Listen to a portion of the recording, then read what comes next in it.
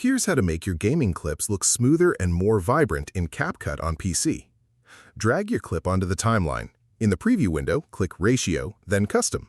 Set your resolution and change frame rate to 60. This is the foundation for smooth playback. With the clip selected, go to Video, then Basic, and scroll down to Motion Blur. Enable it. Set blur to around 27 and blend to 80. Direction to both. For speed, choose once or twice. Anything higher tends to look overdone. Motion blur adds a cinematic flow to fast-moving footage. Go to Adjust at the top and enable it.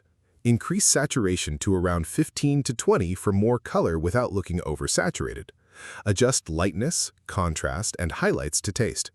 Increase sharpen and clarity to around 20 each. Sharpen improves fine detail while clarity adds punch and depth to the image. Switch to the HSL tab. Select individual colors and adjust their hue, saturation, and brightness independently. For example, selecting green lets you fine-tune how grass or trees look without affecting other colors in the shot. Play back your clip and tweak values until it feels right. Small adjustments make a bigger difference than people expect. If this helped you out, hit that subscribe button for more straight-to-the-point tutorials on Step by Click.